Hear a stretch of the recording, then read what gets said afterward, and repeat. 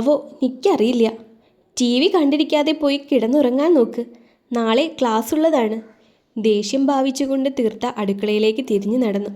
അപ്പോഴും നെഞ്ച് ഈറനേറ്റ നീറ്റുകക്ക പോലെ പൊടിഞ്ഞുകൊണ്ടിരുന്നു.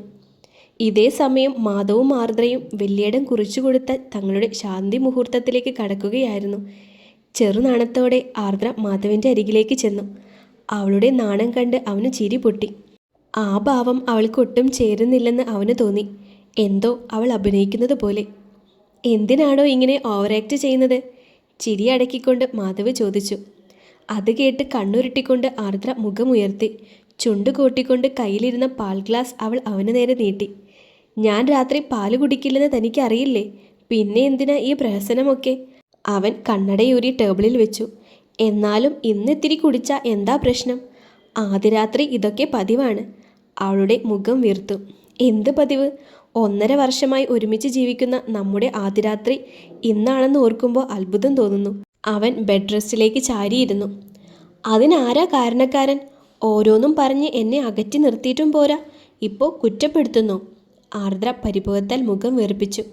അല്ല, ഇന്നത്തെ മുഹൂർത്തത്തിൽ നമ്മൾ ഒന്നായാൽ എന്താ ഗുണം? അവളുടെ കയ്യിൽ പിടിച്ച് അരികിലിരുത്തിക്കൊണ്ട് മാധവ് ചോദിച്ചു. വരുന്ന 7 ജന്മങ്ങളിലും നമ്മൾ ഒന്നായിരിക്കും. ആർക്കും മാധവേട്ടനെ എന്നിൽ നിന്നും അടർത്തി മാറ്റാൻ കഴിയില്ല. ചുണ്ട് കടിച്ചുകൊണ്ട് പ്രണയാർദ്രമായി അവൾ പറഞ്ഞു. ഓ, 7 ജന്മമോ? ബോറടിക്കില്ലേ? അവളെ ദേഷ്യം പിടിപ്പിക്കാനായി മാധവ് ചോദിച്ചു. ആർദ്ര കണ്ണുരുട്ടിക്കൊണ്ട് അവനെ നോക്കി. കണ്ണുരുട്ടണ്ട, ഞാൻ ചുമ്മാ പറഞ്ഞതാ. മാധവ് അവളുടെ തോളിലൂടെ കൈയിട്ട് തന്നോട് ചേർത്ത് പിടിച്ചു. വേണ്ട, ഇത്ര നാളും മാധവേട്ടന് വേണ്ടി കാത്തിരുന്ന എന്നോട് തന്നെ ഇങ്ങനെ പറയണം. മാധവേട്ടൻ്റെ മനസ്സിൽ ഇപ്പോഴും അവളാണ്, ആ തീർത്ത. ദേഷ്യത്തോടെ അത്രയും പറഞ്ഞു കഴിഞ്ഞപ്പോഴാണ് താൻ പറഞ്ഞതിൻ്റെ ഭവിഷ്യത്ത് അവൾ ഓർത്തത്. മാധവേട്ടൻ കേട്ടിട്ടുണ്ടാകുമോ? പേടിയോടെ അവൾ തലചിരിച്ച് അവനെ നോക്കി. നെറ്റി ചുളിച്ചുകൊണ്ട് എന്തോ ഓർത്തെടുക്കാൻ ശ്രമിക്കുന്നത് പോലെ താഴേക്ക് നോക്കിയിരിക്കുകയാണ് അവൻ. മാധവേട്ട, അവൾ മെല്ലെ അവനെ തോണ്ടി വിളിച്ചു. ഒന്നും മൂളിയതല്ലാതെ അവൻ അവളെ നോക്കിയില്ല. മാധവേട്ടൻ്റെ മനസ്സിൽ ഇപ്പോഴും അവളാണ്, ആ തീർത്ത. ആർദ്രയുടെ ആ വാക്കുകൾ അവൻ്റെ മനസ്സിനെ പ്രകമ്പനം കൊള്ളിച്ചുകൊണ്ടിരുന്നു. തീർത്ത, ആ പേര് അവൻ മനസ്സിൽ ഉരുവിട്ടുകൊണ്ടിരുന്നു. മനസ്സിൽ തെളിയുന്നത് മാസങ്ങൾക്ക് മുൻപ് നിറകണ്ണുകളോടെ തനിക്ക് മുന്നിൽ വന്നു നിന്ന ആ പെൺകുട്ടിയുടെ മുഖമാണ്. അവളെക്കുറിച്ച് ആർദ്ര പറയണമെങ്കിൽ അവളും താനും തമ്മിൽ എന്തെങ്കിലും ബന്ധമുണ്ടായിരിക്കണം. അന്ന് ആ കണ്ണുകൾക്കുള്ളിൽ സാധാരണ ഒരു സൗഹൃദത്തിനപ്പുറം എന്തോ ഒന്ന് താൻ കണ്ടതാണ്, അനുഭവിച്ചറിഞ്ഞതാണ്. മാധവ് തൻ്റെ ഓർമ്മകളിൽ ആ മുഖം പരതി. പക്ഷേ നിരാശയായിരുന്നു ഫലം. മാധവേട്ട, ആദിയോടെ ആർദ്ര വീണ്ടും അവനെ വിളിച്ചു. അപ്പോഴും മാധവ് മൂളുക മാത്രമാണ് ചെയ്തത്. എന്താ ഈ ആലോചിക്കുന്നത്? താൻ പറഞ്ഞത് മാധവ് കേട്ടോ എന്ന പേടിയിൽ അവളുടെ ശബ്ദം വിറച്ചു. ഒന്നുമില്ല. അവൻ കൈയെടുത്തിട്ട് ടേബിളിലിരിക്കുന്ന കുഞ്ഞു ചില്ല് ജഗ്ഗിൽ നിന്നും വെള്ളമെടുത്ത് കുടിച്ചു. ഭഗവാനെ, ഏതു നേരത്താണാവോ അങ്ങനെ പറയാൻ തോന്നിയത്? ആർദ്രയ്ക്ക് തന്നോട് തന്നെ വല്ലാത്ത ദേഷ്യം തോന്നി. നിരാശ കൊണ്ട് അവളുടെ മുഖം മുറുകി. ഞാൻ ഇപ്പോൾ വരാം. അത്രമാത്രം പറഞ്ഞുകൊണ്ട് അവൾക്ക് തിരിച്ചെന്തെങ്കിലും പറയാൻ ഒരു അവസരം നൽകാതെ മാധവ് ബെഡിൽ നിന്നും എഴുന്നേറ്റ് റൂമിന് പുറത്തേക്ക് നടന്നു. അവൻ്റെ ആ പ്രവൃത്തിയിൽ ആർദ്ര തറച്ചിരുന്നു പോയി. കാര്യങ്ങൾ കൈവിട്ടു പോയെന്ന് അവൾക്ക് മനസ്സിലായി. 3 മാസം മുൻപാണെങ്കിലും മാധവേട്ടൻ തീർത്തയെ കണ്ടതാണ്, അവളെപ്പറ്റി അന്വേഷിച്ചതാണ്. എല്ലാം മറന്നു തുടങ്ങിയപ്പോൾ തൻ്റെ നാവ് തന്നെ ചതിച്ചിരിക്കുന്നു. അവൾ മുഷ്ടി ചുരുട്ടി ബെഡിൽ ആഞ്ഞടിച്ചു. ഇതേ സമയവും മാധവ് നേരെ പോയത് അച്ചമ്മയുടെ റൂമിലേക്കാണ്. അവിടെ അച്ചമ്മയും കൂട്ടിന് ജാനകിച്ചിറ്റിയുമുണ്ട്. രാത്രി ഏറെ വൈകി മാധവ് റൂമിലേക്ക് വന്നപ്പോൾ സംസാരിച്ചു കൊണ്ടിരുന്ന ജാനകിയും അച്ചമ്മയും സംസാരം നിർത്തി അവനെ നോക്കി. ചിറ്റ ഇവിടെയാണോ കിടക്കുന്നത്? അച്ചമ്മയുടെ ബെഡിലിരുന്നു കൊണ്ട് താഴെ വിരിച്ചിരിക്കുന്ന പായയിലിരുന്ന് ചിറ്റയെ നോക്കിക്കൊണ്ട് അവൻ ചോദിച്ചു. ആ, ഈയിടെയായിട്ട് ഉറക്കത്തിൽ കാല് കുഴിച്ച് പിടിക്കാറുണ്ട്. ആ സമയത്ത് ആരേലും ഒഴിഞ്ഞു തന്നില്ലെങ്കിൽ പ്രാണൻ പോണ വേദനയാ. ഒരു പോള കണ്ണടയ്ക്കാൻ സാധിക്കില്ല. അല്ല, കണ്ണൻ എന്താ ഈ നേരത്ത് ഇങ്ങോട്ട് വന്നേ? ആർദ്ര എവിടെ? അച്ചമ്മ ചോദിച്ചു. ആർദ്ര റൂമിലുണ്ട്, അവൻ പറഞ്ഞു. മോൻ എന്താ വന്നേ? എന്തേലും വേണോ? ജാനകി ചോദിച്ചു. തീർത്തയുടെ കാര്യം അച്ചമ്മയോട് ചോദിക്കണമെന്നുണ്ടെങ്കിലും ചിറ്റയിരിക്കുന്നത് കൊണ്ട് അവന് അതിനാവുന്നുണ്ടായിരുന്നില്ല. എങ്ങനെയെങ്കിലും ചിറ്റയെ മുറിയിൽ നിന്നും പറഞ്ഞു വിടണമെന്ന് അവൻ തീരുമാനിച്ചു. 1 ഗ്ലാസ് ചായ തരാമോ ചിറ്റേ? നല്ല തലവേദന. നെറ്റി ഒഴിഞ്ഞുകൊണ്ട് അവൻ ഏറുകണ്ണിട്ട് ജാനകിയെ നോക്കി. ആ, ഇപ്പോൾ തരാം. താഴെ നിന്നും എഴുന്നേറ്റുകൊണ്ട് ജാനകി പുറത്തേക്ക് നടന്നു. ചിറ്റ മുറിയിൽ നിന്നും പോയെന്ന് ഉറപ്പുവരുത്തിക്കൊണ്ട് അവൻ അച്ചമ്മയ്ക്ക് നേരെ തിരിഞ്ഞു. കണ്ണന് എന്തോ അച്ചമ്മയോട് ചോദിക്കാനുണ്ടല്ലോ. അവൻ്റെ താടിയിൽ തഴുകിക്കൊണ്ട് ചെറുപുഞ്ചിരിയോടെ അച്ചമ്മ ചോദിച്ചു. അച്ചമ്മേ, ആരാ ഈ തീർത്ത? അവൾക്ക് എൻ്റെ ജീവിതത്തിൽ എന്തായിരുന്നു സ്ഥാനം? മാധവൻ്റെ ആ ചോദ്യം അച്ചമ്മയിൽ നെടുക്കം സൃഷ്ടിച്ചു. എന്താ മോനെ? അവർ പകപ്പോടെ ചോദിച്ചു. ഞാനും തീർത്തയെന്ന് പേരുള്ള പെൺകുട്ടിയും തമ്മിലുള്ള ബന്ധമെന്താ? അവൻ അച്ചമ്മയുടെ ചുളിവ് വീണ കൈകളിൽ മുറുകെ പിടിച്ചു. ഏയ്, ഒരു ബന്ധവുമില്ല. അച്ചമ്മ എന്തോ പറയാൻ തുടങ്ങിയതും പാർവതി അങ്ങോട്ടേക്ക് കയറി വന്നു. മാധവ് തിരിഞ്ഞ് അമ്മയെ നോക്കി. അമ്മ എന്തിനാ ഇപ്പോൾ ഇങ്ങോട്ട് വന്നത്? അവൻ പുരികമുയർത്തിക്കൊണ്ട് ചോദിച്ചു. ഞാൻ വെള്ളം കുടിക്കാനായി അടുക്കളയിലേക്ക് ചെന്നപ്പോൾ നീ റൂമിലുണ്ടെന്ന് ജാനകി പറഞ്ഞു, അതുകൊണ്ട് വന്നതാണ്. അതും പറഞ്ഞുകൊണ്ട് പാർവതി അടുത്തുള്ള കസേരയിൽ ഇരിപ്പുറപ്പിച്ചു.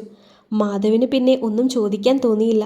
കുറച്ചു നേരം കൂടി അച്ചമ്മയുടെ അടുത്തിരുന്നിട്ട് അവൻ റൂമിൽ നിന്നും പുറത്തേക്ക് നടന്നു. അപ്പോഴും അവൻ്റെ മനസ്സിലെ സംശയങ്ങളുടെ കാർമേഘക്കെട്ട് ഒഴിഞ്ഞിരുന്നില്ല. തീർത്ത ആരാണെന്ന് അമ്മയ്ക്കറിയാം. അതുകൊണ്ടാണല്ലോ ഞാൻ ആ പേര് പറഞ്ഞപ്പോൾ തന്നെ ആരാണെന്നോ എന്താണെന്നോ ചോദിക്കാതെ യാതൊരു ബന്ധവുമില്ല എന്ന് പറഞ്ഞത്. എല്ലാവരും കൂടി തന്നിൽ നിന്നും എന്തോ ഒളിക്കുന്നുണ്ടെന്നുള്ള സംശയം അവനിൽ ബലപ്പെട്ടു. ദീർഘമായി നിശ്വസിച്ചുകൊണ്ട് അവൻ റൂമിലേക്ക് നടന്നു. അവൻ ഇങ്ങനെ വന്ന് പലതും ചോദിക്കും. പക്ഷേ അവളുടെ പേര് പോലും ഇവിടെ ആരും ഉച്ചരിച്ചു പോകരുത്. ഇനിയെങ്കിലും അവൻ സമാധാനത്തോടെ ജീവിക്കട്ടെ. മാധവ് പോയി കഴിഞ്ഞുവെന്ന് ഉറപ്പുവരുത്തിയപ്പോൾ പാർവതി അച്ചമ്മയ്ക്ക് നേരെ മുരണ്ടു. സ്വന്തം മകനോടാണ് നീ ഈ ചതി ചെയ്യുന്നത്. ആരെയൊക്കെ നിനക്ക് കബളിപ്പിക്കാൻ കഴിഞ്ഞാലും മുകളിൽ ഒരാളുണ്ട്. അദ്ദേഹത്തിൻ്റെ കണ്ണ് കെട്ടാമെന്ന് നീ കരുതണ്ട. ഇതിനെല്ലാം അനുഭവിച്ചിട്ടേ നീ ഈ ഭൂമിയിൽ നിന്ന് പോകൂ. എല്ലാം അറിഞ്ഞു കഴിയുമ്പോൾ ആദ്യം നിന്നെ വെറുക്കാൻ പോകുന്നത് അവനായിരിക്കും. ഞാനാ പറയുന്നത്. അച്ചമ്മ സ്വന്തം നെഞ്ചിൽ കൈവച്ചുകൊണ്ട് പറഞ്ഞു. എൻ്റെ കാര്യം ഞാൻ നോക്കിക്കോളാം. അമ്മ അമ്മയുടെ കാര്യം നോക്ക്. മുഖം കോട്ടിക്കൊണ്ട് പാർവതി തിരിഞ്ഞു നടന്നു. എൻ്റെ ഭഗവാനെ, ഇവളുടെ വിധി എന്താകുമോ? ഒരു പെണ്ണിനെ മറ്റൊരു പെണ്ണിനോട്, അതും സ്വന്തം മകൻ താലി കെട്ടിയ പെണ്ണിനോട് ഇത്രയൊക്കെ ക്രൂരത കാണിക്കാൻ പറ്റുമോ? തീർത്തയുടെയും മുഖം മനസ്സിൽ തെളിഞ്ഞു വരുമ്പോൾ അച്ചമ്മയുടെ ഹൃദയം നൊന്തു. അതിലേറെ അവരെ വിഷമിപ്പിച്ചത് ശിവുവിൻ്റെ ഓർമ്മകളാണ്. അവൻ പോയോ അമ്മേ? ചായയുമായി റൂമിലേക്ക് വന്ന ജാനകി ചോദിച്ചു. ഒന്നമർത്തി മൂളിക്കൊണ്ട് അച്ചമ്മ കിടന്നു. എന്താ അമ്മേ ഒരു വയ്യായിക പോലെ? എന്തെങ്കിലും ബുദ്ധിമുട്ട് തോന്നുന്നുണ്ടോ? അമ്മയുടെ മുഖം മുറുകിയിരിക്കുന്നത് കണ്ട് ജാനകി ചോദിച്ചു. അവൻ തീർത്തയെക്കുറിച്ച് ചോദിക്കാൻ വന്നതാണ്. അച്ചമ്മയുടെ മറുപടിയിൽ ജാനകി പകച്ചുപോയി. മാധവന് അവളെ ഓർമ്മ വന്നോ? അവരുടെ ഉള്ളൊന്നു പിഴച്ചു. അവന് അവളെ ഓർമ്മ വരാതിരിക്കുമെന്ന് നിനക്ക് തോന്നുന്നുണ്ടോ ജാനകി? അവർ തമ്മിലുള്ള അടുപ്പം എത്രത്തോളം ഉണ്ടായിരുന്നുവെന്ന് നിനക്കറിയാവുന്നതല്ലേ. എന്നിട്ടും എന്തിനാ അവനെ കള്ളങ്ങൾ പറഞ്ഞ് പറ്റിക്കാൻ നീയും കൂട്ടുനിന്നത്? അച്ചമ്മ അമർഷത്തോടെ ചോദിച്ചു. കുറ്റബോധം കൊണ്ട് തലതാഴ്ത്തി നിൽക്കാനേ ജാനകിക്കായുള്ളൂ. ആ പെൺകുട്ടിയുടെ ശാപം 7 തലമുറ കഴിഞ്ഞാലും ഈ തറവാടിനെ വിട്ടു പോകുമെന്ന് എനിക്ക് തോന്നുന്നില്ല. ഈ മുറ്റത്തെ മൺതരി വരെ അവളുടെ കണ്ണീരിൽ എരിഞ്ഞില്ലാതാകും. നീ നോക്കിക്കോ. അതൊക്കെ കാണിക്കാൻ നിൽക്കാതെ എന്നെ എത്രയും വേഗം വിളിച്ചാൽ മതിയായിരുന്നു എൻ്റെ ഭഗവാൻ. തുളുമ്പി വരുന്ന കണ്ണുകൾ ഇറുക്കി അടച്ചുകൊണ്ട് അച്ചമ്മ സീലിങ്ങിലേക്ക് നോക്കി കൈകൂപ്പി.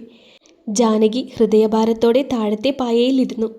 അപ്പോൾ അവരുടെ മനസ്സിൽ അവസാനമായി തീർത്തയെ പടിയിറക്കി വിട്ട ദൃശ്യമാണ്.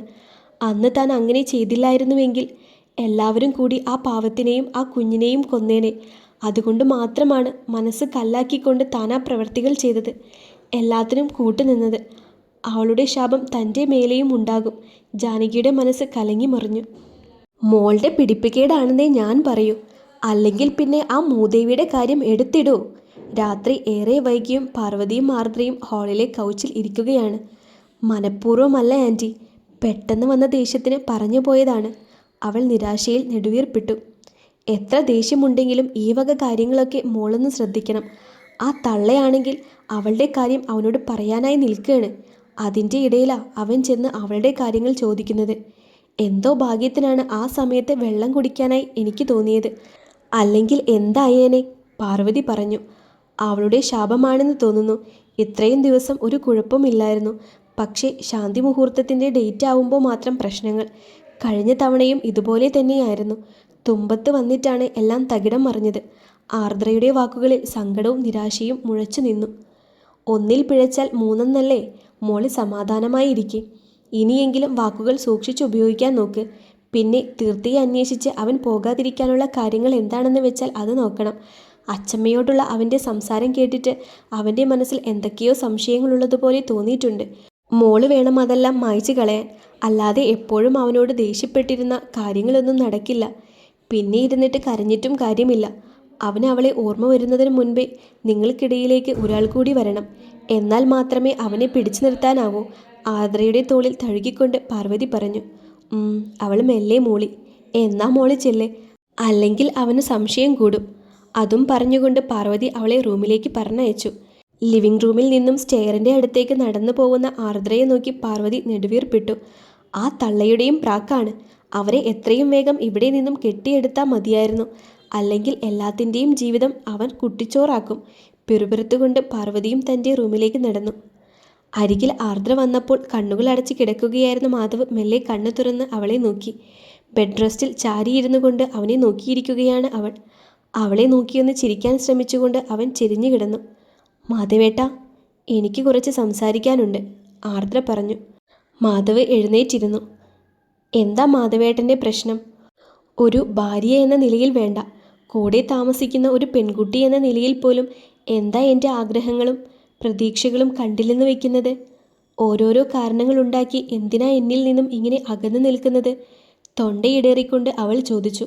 മാധവ് ഒന്നും പറയാതെ തറയിൽ മിഴികൾ ഊന്നിയിരുന്നു. എന്തെങ്കിലും ഒന്ന് പറയും മാധവേട്ട.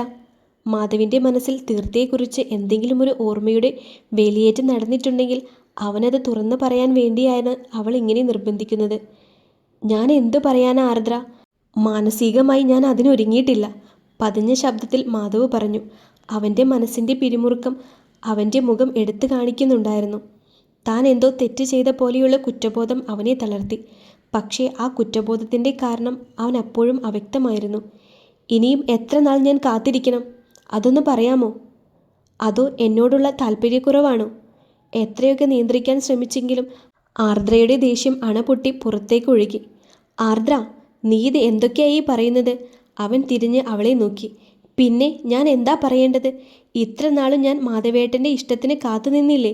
ഇനിയും ഞാൻ കാത്തിരിക്കാം. പക്ഷേ എത്ര നാൾ? അതൊന്ന് പറഞ്ഞതാ. അച്ഛനെയും അമ്മയെയും ഞാൻ ജനിച്ചു വളർന്ന വീടും വിട്ടാണ് ഞാൻ മാധവേട്ടനൊപ്പം ഇറങ്ങി വന്നത്. ആ ഒരു പരിഗണനയെങ്കിലും എനിക്ക് തന്നൂടെ?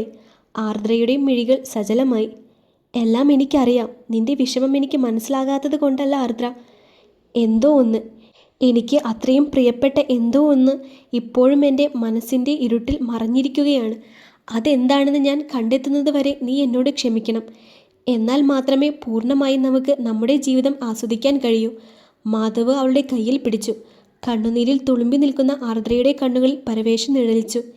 എനിക്ക് അത്രയും പ്രിയപ്പെട്ട എന്തോ ഒന്ന് ഇപ്പോഴും എൻ്റെ മനസ്സിൻ്റെ ഇരുട്ടിൽ മറഞ്ഞിരിക്കുകയാണ്. അതെന്താണെന്ന് ഞാൻ കണ്ടെത്തുന്നത് വരെ നീ എന്നോട് ക്ഷമിക്കണം. തീർത്ത, അവളാണ് മാധവിന് പ്രിയപ്പെട്ടത്. അവളുടെ ഓർമ്മകൾ ഈ മനസ്സിൽ തെളിയുന്നത് വരെ മാത്രമേ തനിക്ക് ഇയാളുടെ ജീവിതത്തിൽ സ്ഥാനമുള്ളൂ. ആർദ്രയുടെ മനസ്സ് പുകഞ്ഞു. ഓരോ വാക്കുകളും അവളുടെ മനസ്സിൽ കൂർത്ത കൂരമ്പുകളായി തുറച്ചു കൊണ്ടു. ഞാൻ കാത്തിരിക്കാം. കണ്ണീർ നനവുള്ള ചിരിയോടെ മാധവിന് മുന്നിൽ അഭിനയിക്കുമ്പോഴും ഉള്ളിൽ തീർത്ഥയുടെ അന്ത്യം കാണാൻ വെമ്പൽ കൊള്ളുന്ന ഒരു ക്രൂരമൃഗമായി അവൾ മാറിക്കഴിഞ്ഞിരുന്നു. ഇത്ര ചെറുപ്പത്തിലെ ഡിവോഴ്സായെന്ന് കരുതി ഇങ്ങനെ വീട്ടിൽ അടഞ്ഞിരുന്നിട്ട് എന്താ കാര്യം? അപ്പുറത്തെ വീട്ടിൽ പുതുതായി താമസിക്കാൻ വന്ന അമൃതയുടെ വകയായിരുന്നു ആ ചോദ്യം. ഇവിടെ അടുത്തുള്ള ഒരു കമ്പനിയിൽ HR പോസ്റ്റിലേക്ക് ട്രാൻസ്ഫറായി വയനാട്ടിൽ നിന്നും വന്നതായിരുന്നു അവൾ. കുറച്ച് ദിവസങ്ങൾ കൊണ്ട് തന്നെ ഹൃദ്യമായ പെരുമാറ്റവും തുറന്ന സംസാരവും കൊണ്ട് അമൃത തീർത്ഥയുടെ നല്ലൊരു കൂട്ടുകാരിയായി മാറി. ആ ഒരു അവസ്ഥയിൽ തീർത്ഥയ്ക്ക് അതൊരു ആശ്വാസമായിരുന്നു. അതിന് മറുപടിയായി തീർത്ഥ മെല്ലെ ഒന്ന് പുഞ്ചിരിച്ചു. ഞാനിപ്പോൾ ജോയിൻ ചെയ്തിരിക്കുന്ന കമ്പനിയിൽ ഒരുപാട് ഒഴിവുകളുണ്ട്. പുതിയ കമ്പനി ആയതുകൊണ്ട് സ്ലോട്ടൊക്കെ ഫില്ലായി വരുന്നതേയുള്ളൂ. അത്ര വലിയ പോസ്റ്റൊന്നും ആയിരിക്കില്ല. എന്നാലും അത്യാവശ്യം നല്ല സാലറി വാങ്ങിത്തരാം. എന്തെങ്കിലും ജോലി വേണമെന്നുണ്ടെങ്കിൽ എന്നോട് പറഞ്ഞാൽ മതി, ഞാൻ റെഡിയാക്കി തരാം. അടുക്കളയിൽ നിന്നും കുക്കറിൻ്റെ വിസിൽ കേട്ടപ്പോൾ അമൃത എഴുന്നേറ്റ് അപ്പുറത്തേക്ക് നടന്നു. അതെ, മെയിൽ ID ഞാൻ വാട്സാപ്പ് ചെയ്യാം. ഒരു CV അയച്ചിട്ടേക്ക്. അകത്തേക്ക് കയറുന്നതിനിടയിൽ അമൃത തിരിഞ്ഞു നിന്ന് പറഞ്ഞപ്പോൾ തീർത്ത തല കുലുക്കി. ഇപ്പോഴത്തെ സാഹചര്യത്തിൽ ഒരു ജോലിയുടെ ആവശ്യമില്ല. എന്നാലും കയ്യിലെ പൈസ തീരാൻ ഇനി അധികം നാൾ വേണ്ടിവരില്ല. അതുകൊണ്ട് ജോലി നോക്കുന്നത് തന്നെയായിരിക്കും നല്ലത്. അങ്ങനെയാണെങ്കിൽ ഇപ്പോൾ കയ്യിലുള്ള പൈസ ശിവുവിൻ്റെ പേരിൽ സേവ് ചെയ്യാം. ഒരു ജോലിയുണ്ടെങ്കിൽ ആരുടെയും മുന്നിൽ തലകുനിക്കാതെ ജീവിക്കുകയും ചെയ്യാം. പുറത്തെ മങ്ങിയ വെട്ടത്തിലേക്ക് നോക്കിക്കൊണ്ട് അവൾ ആലോചനയോടെ ഇരുന്നു. അപ്പോഴേക്കും ട്യൂഷൻ കഴിഞ്ഞ് ശിവു എത്തി. അതുകൊണ്ട് തന്നെ ആലോചനകൾക്ക് വിരാമമിട്ടുകൊണ്ട് അവൾ ശിവുവിനെയും കൂട്ടി അകത്തേക്ക് നടന്നു. രാത്രി കഴിക്കാൻ നേരത്തും അവൾ ആലോചിച്ചത് അമൃത പറഞ്ഞ കാര്യങ്ങളെക്കുറിച്ചാണ്. ഡിഗ്രി ഉള്ളതുകൊണ്ട് അത്യാവശ്യം നല്ല ജോലി കിട്ടും. അല്ലാതെ പഴയ കാര്യങ്ങൾ ആലോചിച്ചിരുന്നത് കൊണ്ട് ഇത് ആർക്കും തന്നെ ഗുണമില്ല. മാത്രവുമല്ല, കുറച്ചുനാൾ സന്തോഷിച്ചതിന് ഒരുപാട് നാൾ താൻ സങ്കടപ്പെടുകയും ചെയ്തു. ഇനി മതി, എല്ലാം മറന്ന് തനിക്ക് ജീവിച്ചേ മതിയാകൂ, തൻ്റെ ശിവുവിന് വേണ്ടി. അരികിൽ നിഷ്കളങ്കമായി കിടന്നുറങ്ങുന്ന കുഞ്ഞിൻ്റെ നെറുകയിൽ അമർത്തി ചുംബിച്ചുകൊണ്ട് അവൾ അമൃതയുടെ മെയിലിലേക്ക് തൻ്റെ CV അയച്ചു കൊടുത്തു.